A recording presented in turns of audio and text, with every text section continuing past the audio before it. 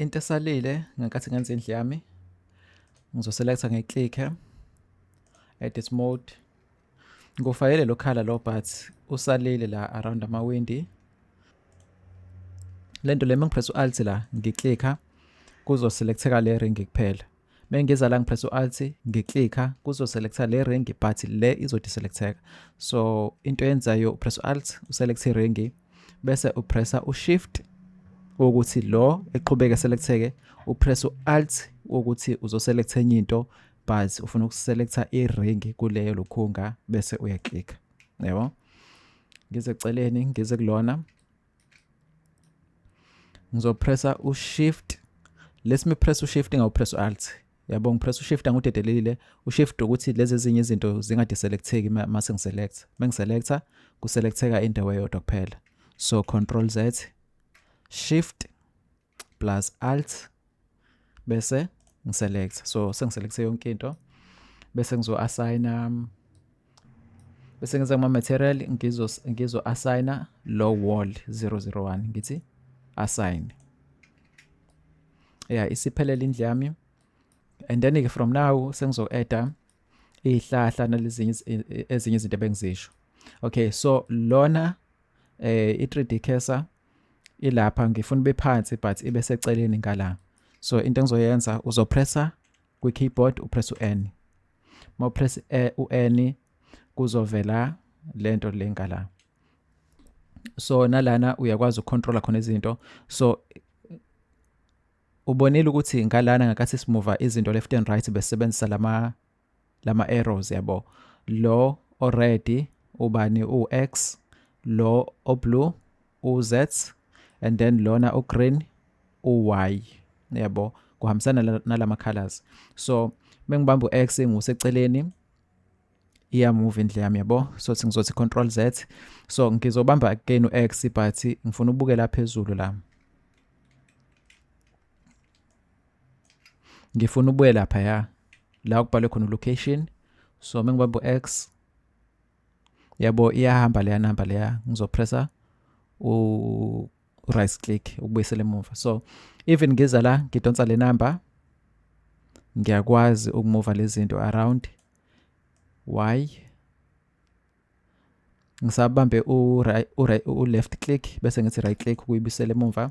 Even nama rotation u-Z lo oya phezulu, so ngizothi rotate around Z. Yabo. So it's pretty much the very same thing. Left click. Even scale along X, along Y, along Z. So it's basically into efanayo. Kodwa into engiyifunayo ukurepositiona lo. So ngizoya ku view. Yabo la kubhalwe khona u3D cursor nakho ngala. Ngizoclicka ku X ngadedeli bese ngidonsa imouse yami yezansi izoselecta konke lokho kunye bese ngifaka u0. Or else makuthi akwenze kanjalo kuwena uclicka u-X ufaka u0, uclicka u-Y ufaka u0 uthi accept, uclicka u-Z ufaka u0 uthi accept. So isilapha but ngifuna ukuyimove ke iye ngale. So ngizoclicka u-X bese ngiyamdonsa ibe lapha ya. Yeah. So sengizo create isihlahla. Indlela engizosicreate ngayo ngizo add ibhokisi mesh cube. So ngifuna ke i-view yami ngithi mengizuma in ngizumele in kuleli bhokisi leliya kungazumeleki in la yabo. So mengipress u-N again le yasuka eceleni. So mangizuma in noma ngimove le dizole bhokisi. So sizoza la ku view si select u viewpoint, no si select u frame selected and then must rotate around. Rotate around leli bhokisi leli asa rotate around indlu yabo. So bese ngipress u1 uya ku front view or else ngithi viewpoint ngithi front. Ngizongena ku edit mode zoom in kancane ngumnyuse ukuthi ahlale just above u-X nazo. And then bese ngiyaphuma ngize ku perspective view, face select mode ngilidonsa lebhokisi lephezulu, ngilidonsa futhi lephezulu and then laphana bese ngipressa u-S wokuscala S, yabo sengiyanciphisa ngiphume ngithi objects mode. So kunebhokisi likanje, into engizoyenza ngizoza la kuma modifiers and uye ku search bese ubhala u-SUB subdivision surface, uklikhe lapha. So u-expande lelo khunga, uklikhe kule arrow ebhekele eceleni nansi yaleya, uklikhe kuyona bese u-add u-2 la. Ibhokisi lami selicijile kanje, so into engizoyenza ngizobuyela ku-edit mode and then ngizopressa control no R uku-add loop, ngi-add bese ngiyayidonsa ezansi, ngidonse all the way ukuthi uyohlala phansi lapha. And then bese ngiphinda futhi ngithi control R add loop, ngidonse iyohlala all the way phezulu. Yabo ukuthi i-cube yami ayisewona la makhona awu4 but isi-smooth yawo round kanje. So into engizoyenza buyela ku-edit mode, ngipresswe u1 ukuya ku front view noma ngithi viewpoint ngithi front, and then sengizofaka ilokhunga lapha nendawo control R, yabo, and then bese ngiphusha kancane eceleni bese ngithi control R again, ngifaka enye la ngiphushe kancane eceleni, and then bese ngibuya kulokhunga, yabo, and then lena ngala bese ngidonsa u-Y kanje. Makuthi ubusuyi selectile ngephutha uzopress u-alt again cause sikwi-edge loop, yabo, ishintshele yona yenza kwa-edge loop, press u-alt uklikhe i-edge yonke, and then ngalana mhlampe bese siyisa ngala, mhlampe siyehlisa kancane, yabo, kanje ya. And then sengizopressa ke manje u-R again ngonyuse uze phezulu, then bese ngiselecta ke i-face select mode, klikha la, uklikhe la, upresse u1 uze ku front bese upressa u-E, then lokhu bose yakunyusa ukuletha phezulu. Sesebenzisa u-rotate ke manje, rotate, klikha la u-rotate, uku-rotate kancane, ayiwena, and then sithi move, ungakwazi ukuselecta nalo umove ngaye, lona ke awuselect akakumuvisi uye phezulu kuphela noma iye ngala kuphela, ukwazi umove nje, yabo, kanje, then umove kanje, sithi control R sifake loop lapha siyehlisa kancane, yabo, mesiyehlisa yenza ukuthi le ndawo le ingabi kanje, i-right kanje but uzoyikalela wena uthi kanjani. So ngifisa isihlahla sami sibe kanje, mhlawumbe ngidonse iye phansi kube ngathi igatsha elithi, ngifake enye futhi la control R, ngiselect again, ngilithi kanje. So sengina sort of isihlahla sami sinegatsha, and then ngizoza la phezulu phekwesihlahla, ngizopress u-shift bese ngipressa right click ukuze i-cursor yami izoza la phezulu, yabo, ngizothi shift A, ngizo-adda i-UV sphere kanje, bese ngipressa u-S to scale up, bese ngiyamova, and then ngizothi scale S Z ukuscale down kancane nje kanje, yabo, sort of kanjeyana. So ngifuna le cube but ibe laphana ibe u2, so indlela yokwenza lokho upressa u-shift no D, yabo, okuduplicate, ungapress indawo and then buse yalidonsa uliletha la, and then buse scale ezansi, and then buse yalipositiona ke lokhu ngayakho. Isihlahla sami sokuqala lesi, and then asenze esesibili, so sathe lo sithi shift ungamdedeli upress no D bese upressa ukudedele konke upress X ukuseceleni, then size ku edit mode, mhlambe sishintshe lo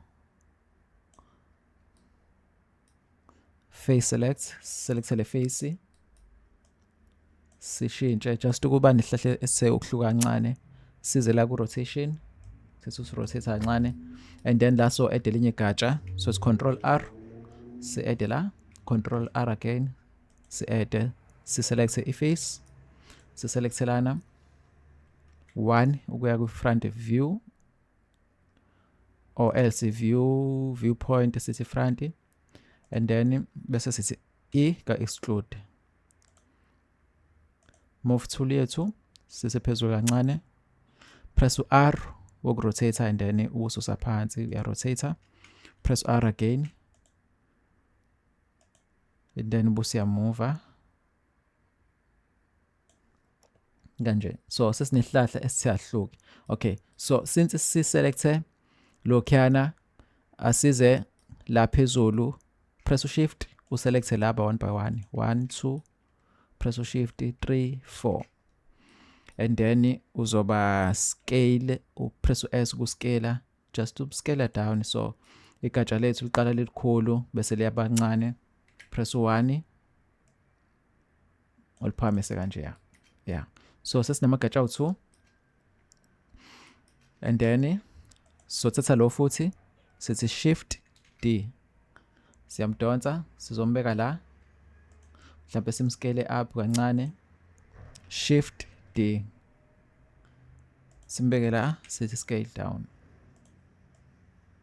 Ngabo, so sesiney'hlahla eziwu2 engafani, and then so selecta lesihlahla lesi, upress shift uselect lesi, uthi upress right click oma option, bese uselect option le yokuqala uthi shade smooth. Yabo ihlahla sethu asisanabo labo oline kanje. For example la phezulu kunalabo line abahamba bethi kanje, so mase selecta lento le, upress shift uselect lento le ungawudedela shift, select lokhu, uthi right click shade smooth. Yabo ukuthi siba smooth kanjani. So into kanjalo ke. So select isihlahla sethu, size kuma material, add new material.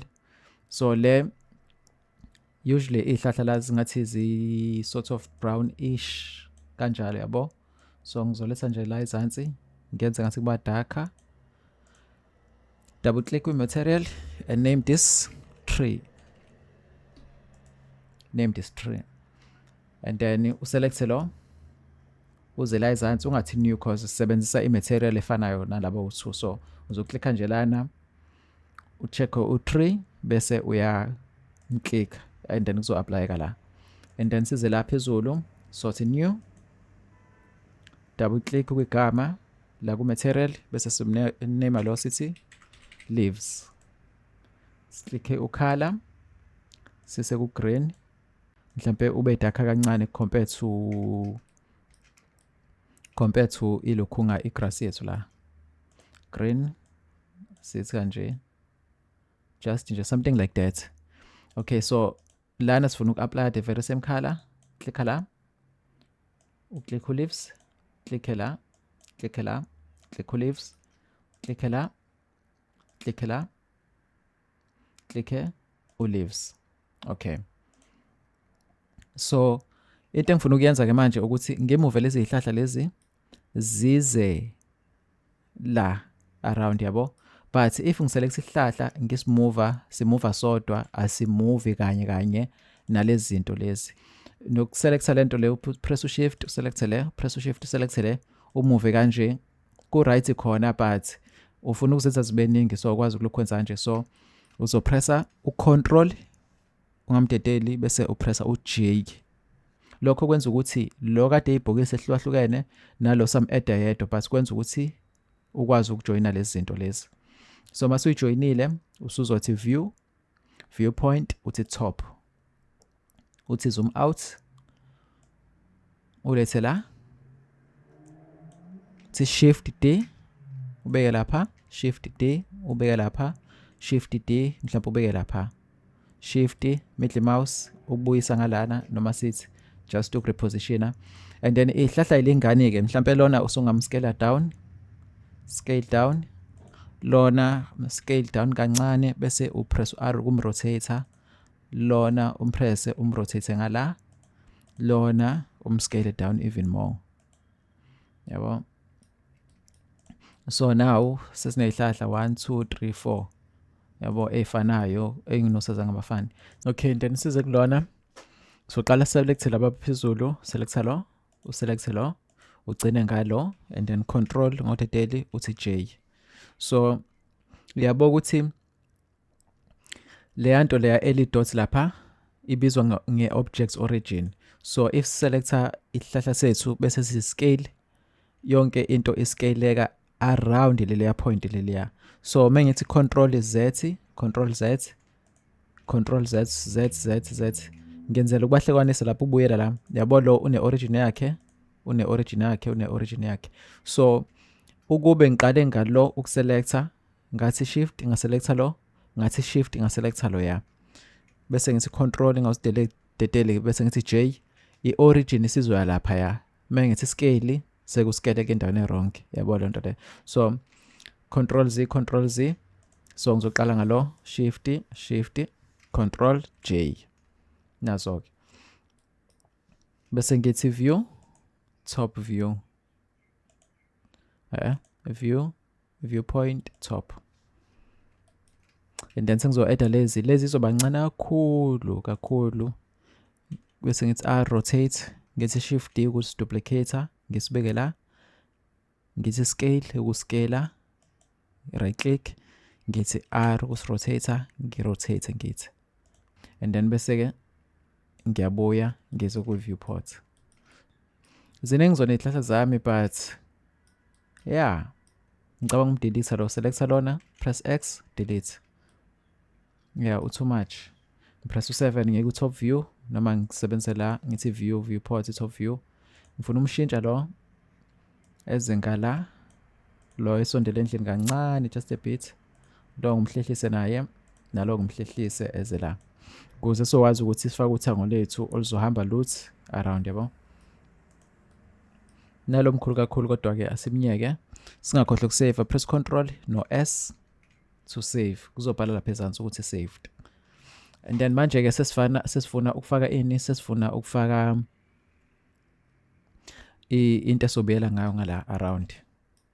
So si press N uze ku view,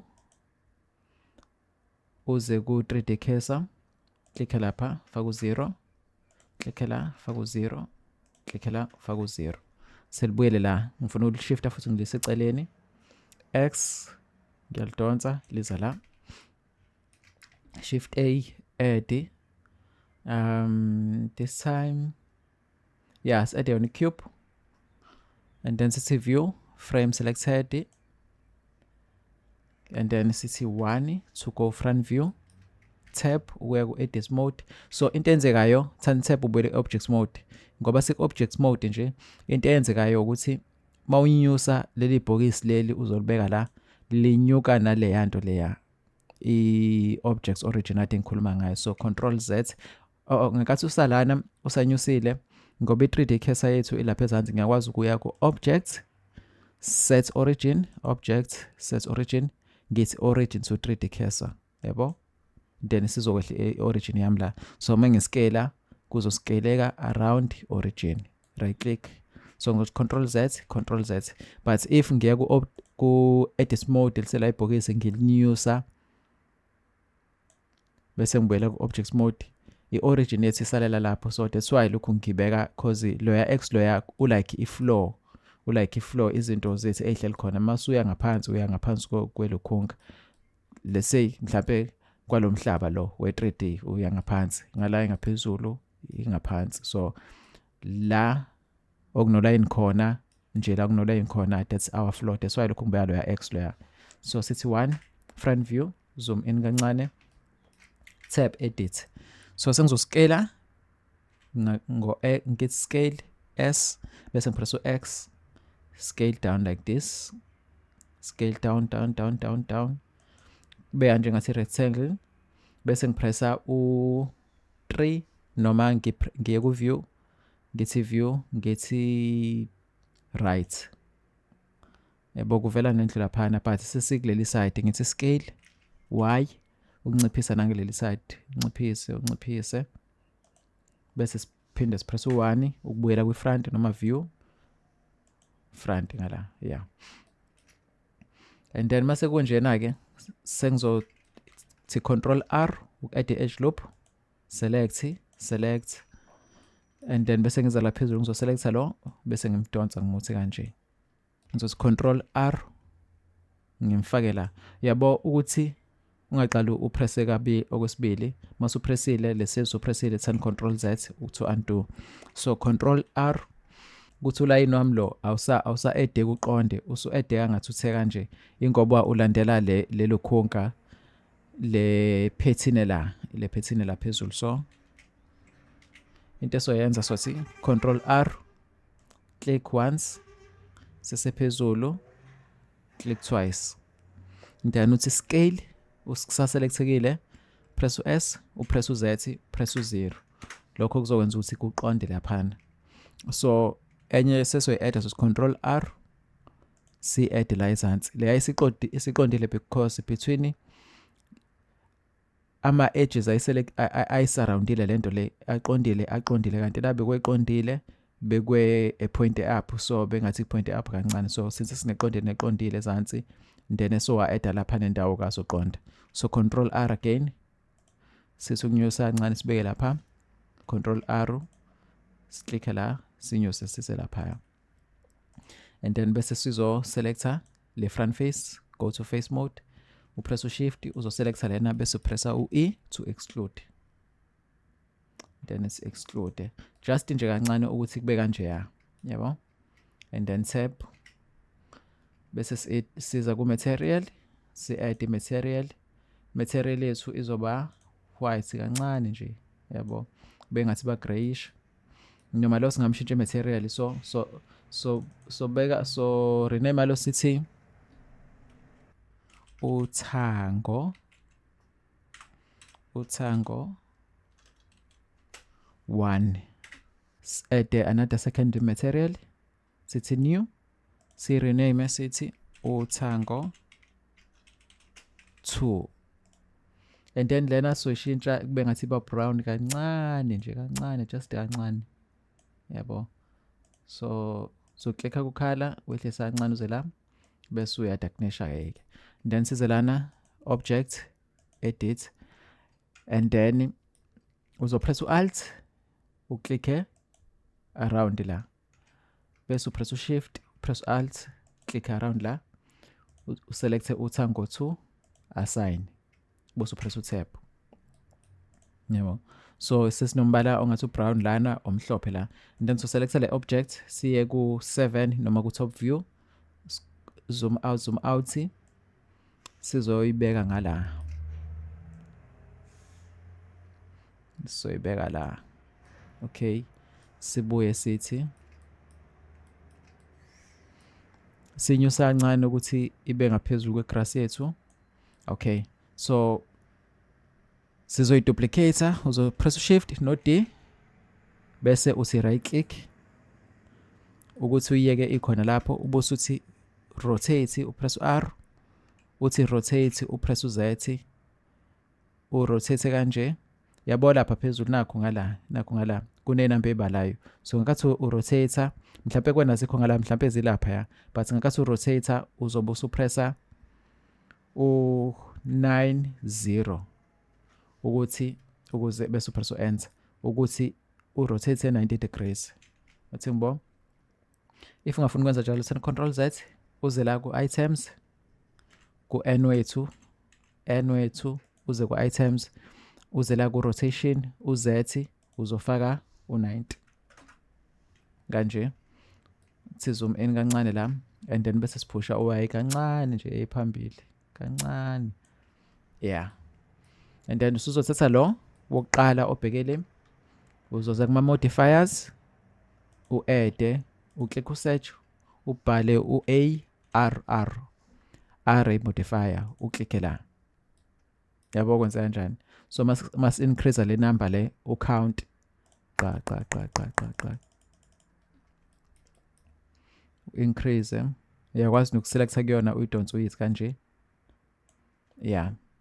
and then bese kuthi yena lo simselectile one lokhunga one array modifier uzothi shift D ukumduplicator, uthi right click acceptor bese uzoklikha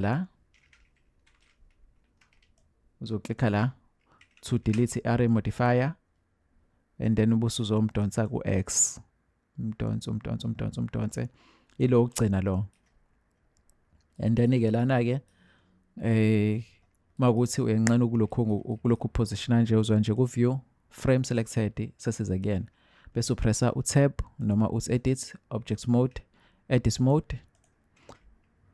Laba baselectekile vele makuthi abaselectekile press alt baselecte, shift no alt ubaselecte, press u-shift kuyedwa uzoselecta la, upresse u-x, delete faces, delete faces, delete faces. So sekusukele konke lokhuyana, but lana ezobona sekusele imbobo lezi, so uzoselecta u-edge, uzoselecta le edge le, press u-shift uselecte le edge engale. Yabo mawuthi akuselects kahle ujikisa into yakho nalana, so pressa and then bese upressa u-F, and then kuzovaleka bese uzala izansi, click, press u-shift ubambe, phinde uthi left click, upress u-F ukuvala leyo mboba leyo, and then ubuse ubuyela ku object mode, buse mhlehlisa uzombeka nje just uqondanisa ukuthi ahlele lapha kanjalo. Yeah, so sesinothango lethu olihamba luyele. So ngifuna ukwenza le part yothango ibe ngala, so into engizoyenza ngizothatha lo, selecta lo oqala omude, ngipress u-shift ngizoselecta lo engumenze ekugcina, bese ngithi shift D kuzoduplicateka, bese ngipressa u-X, bese ngiyakumove along X ngizokubeka ngala. Yabo, so lugcina kahle uthango lami ligcina lapha and then bese ngiza ngala ngizoselecta lo engumbhekisele, ngizo-add nakuyena array modifier, ngi-increase number. Kungcono nje uvele uklikhe kuyona ubuse uyabamba ungadedeli, and then buse uyadonsa, then iyakwazi uku-increase kunumber yakho. Ngizo-increase ngize ngigcine lapha bese ngithi shift D X ukuduplicate lolu thango ngizolubeka ngala. So ngidinga ukuya inike ngala kancane, ngizolibeka maqondana nala noma la ekhoneni nazoke, and then bese ngithatha lo ngizothi shift D cause ngifuna ukummovisa kule direction leyo, ngizopressa ke u-Y kuze ezolokheka, ngimdonse ngizombeka lapha ekhoneni, ngiye khona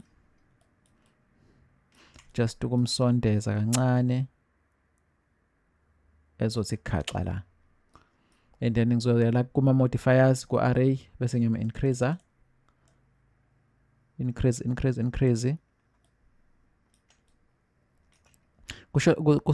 kushoda kancane lapha, kushoda la ohamba yedwa. So ngizozothatha lo ola ekhoneni, not lo, yeah, shift D Y ngizoklikha nje cause angisaboni, and then bese ngimdonsa ngide zooma in, then sengizombeka la ekhoneni, ngithi view frame selected, ngilungise ikhona lami kahle. Yeah, ayu right kanje. So now sesinendle yethu ebiyelwe eneyihlahla, control plus S to save. Yes, okay. So into eshodayo ke manje ukuthi maybe senze amafu awu2 or awu3 la phezulu, mhlawumbe amanye siwafaka ngala ngemumva yabo. So ilokhunga yethu ilapha i3D cursor yethu, so ngizo press u-N ukususa lento, ngibambe lesandla ngithi kuseceleni, ngipress u-A, add ibhokisi, cube, shift A njalo, shift plus A, ngiye ku-mesh, ngiye cube, add cube, ngilinyuse le phezulu, ngithi scale, ukuscala, ngithi scale X, scale around X, and then bese ngi-adda i-subdivision again, subdivision bese ngizo increase le number ngithi 2 ngithi tab editor ngithi control R ngifake ilokhu ngeyodwa la ngithi control R ngifake eyodwa la and then le lana bese ngithi S ku increaser cause siku edge select mode ngizoclicka kulona ngimdonse ngimhlehlisele emumva bese ngumusa phansi bese ngiphinde ngithi control R ngifake enye loop lana ngithathe lo ngimdonse ephezulu ngithi 1 ukuya ku front view. Okay, so selecta ke manje u vertex ukuselecta lama vertex. So mangiselecta I vertex lana angazi noma ngiselecta I vertex engaphambili noma engale ngemuva yabo. So cause mengiya ngala lena inama vertex awu4 eceleni yabo. Mengithi front view ngibona iside. So into elula ukuthi uzoklikha la. Yabo la. Lo option yokubona ngale kwe object i-S-ray mode. So uzoklikha khona and then uzolukhunga la phezulu uzoselecta uselect box. Indlela yokuselecta le izinto ma ku-edit mode yabo. Uzoselecta uselect box mawuthi kanjena kuba nebhokisi and then into within lelo bhokisi mawudedela iyaselecteka. Mawuklikha ubamba ungadedeli uzoselect ucircle isircle la ehambisa khona iyaselecta kaso mawuza uzoselecta ulaser select khona ukwazi ukudweba ukuthi ufuna kuselecteke kuphi and then sekuselecteke lokho. So sizoza la thina kwibhokisi siselecte lo izansi move tool simuse phezulu siselecte lona sibambe la simuthi then selecte lona mhlambe simuthi kancane selecte lona simuthi kancane yabo. Sithi shift sibuyele ku object mode shift D sithi left click bese siyamdonsa lona sithi edit mode sorry and then bese siyalitwika le leaf kancane selecte lo mhlambe so selecta lona uselecte lona ngoba wenze njena nje kuselecteke uface wonke yabo. So uzothi 1 sibuyele ku front view sithi exclude yabo and then le part lena siselecte sise phansi sithi control R selecte le siselecte le nje sesimove around yabo scrater inhlobo ehlukile zamafu. Select nje izinto select you move select you move yabo yeah. Okay, then siye ku 7 lena select leli ngilimove ngilibela shift ngilimove ngilibeke la shift ngilimove ngilibeke la ngilscale down leli ngilscale up leli select leli ngilimove ngilibeke la ngilscale down kancane and then bese ngiyalehlisa. So sekunamafami sekunendlu.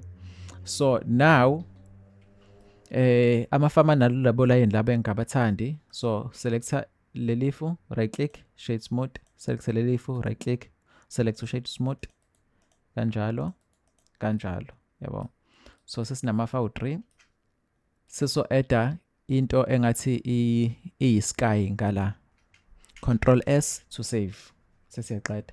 So mawuza ngala eceleni la okuno collection khona sibambe lo line ophana indawo siwehlise yabo. Sinezinto eziningi ebhala cube u-cube 001 002 003 004 005 yabo. So lento ebengiyenza lapha eqaleni ukuthi ngirename lo ngokuthi house sengiyazi ukuthi ihouse ile le plane lena angiyazini. So click abili khona ubhale uthi ground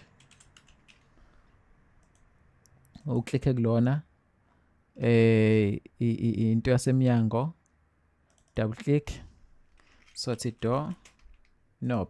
So kubalekile ukuthi mawenza lezi zinto uto rename yabo laba kumele ngase ba rename sithi ama clouds but yeah you get the point yabo. lona simdonse XX. Okay, control save.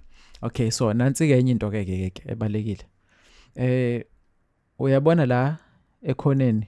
Okay, lona simbiza i-timeline senza ngaye i-animation ke uyena senza ngaye animation, but uyabona la ekhoneni la ekhoneni phansi. Mangisi i-mouse yami khona kumele ishintshe ibe ngathi iba ilokhunga u-plus sign bese ngiyaclicka left click ngingadedeli bese ngiyadonsa. Ngidonse bese uzobeka la. So lokho kwenza ukuthi uduplicate leli window leli. Iwindow elifanayo ngala, iwindow elifanayo ngala, but ngalana sifuna ukwenza into ehlukile.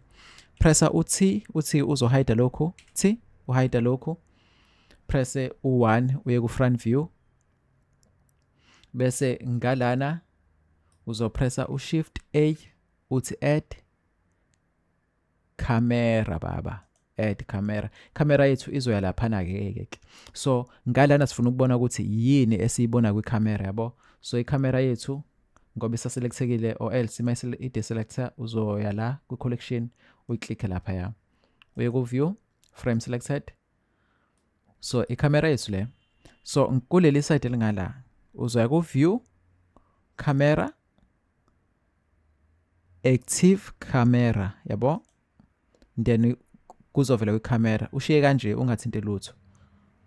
Then bese siza ngala sithi zoom out sinyuse le camera ephezulu kancane sidonse ngo-Y yemumva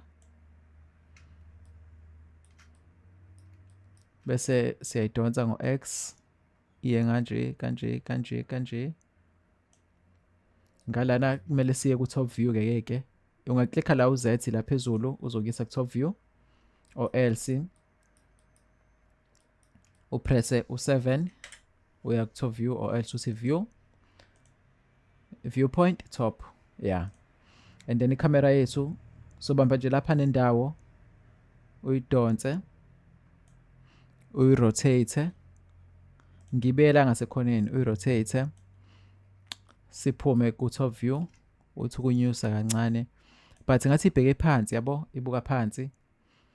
And then uzo klikha la uglobal okusho ukuthi uglobal usho ukuthi mangiselecta lento le ifuleli uY wami uzoqondana lo Y lo oyale uX wami uzoqondana no line uX uZ uzoya phezulu. But if ngiselecte leli cloud leli ngase ngiyale rotate kancane nje ngalithi kanje yabo. Bese ngibuyela ku move tool uY wami usazobheka le lo bhekele, but if ngishintsha uglobal lana phezulu ngikwenza ulocal and then uY wami usezobheka la engirotatele khona i-cloud yami yabo. So control Z shintshelana ke sithi local and then sibuyele kwi-camera iphi siklikhe la camera nansi laphana size kuyona makuthi akuye khona thani view frame selected nanso ke and then sithi rotation bese siyayirotate just kancane uhambisa kancane mawuthanda fika ubambe la ukuthi urotate bese uyayimove mouse yakho uyise kudana kancane ukuze mawurotate i-camera yakho ingahambi fast kanje yabo. So mayikude uba ne control or else uvele upress ushift while ubambile yabo kwenza ukuthi kube smooth. Rotate size ku move tool, click move tool bese uyawehlisa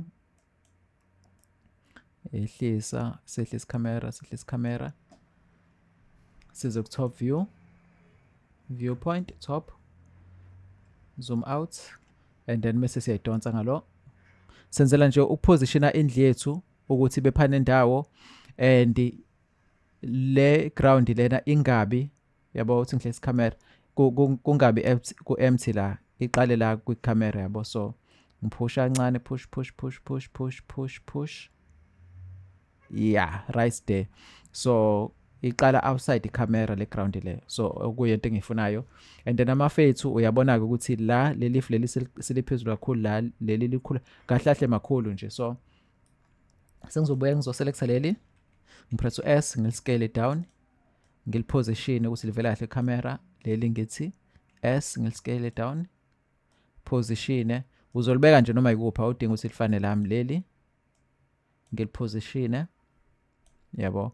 So enye into engayenza ukubuya ukuselecta kulo line lo just ngo left click or else uzoselecta la click uselect camera size la between oline laba unyuse phezulu la khona option ebhalwe data uzoklikha kuyona icamera leyo uzoza la ku viewport display uklikhe i-arrow ushonise phansi bese la okubhalwe pass parts out or something like njalo uzo increase le number le uzofaka u.99 enter yabo. So manje usubona into within icamera yakho kuphela kuleli side leli.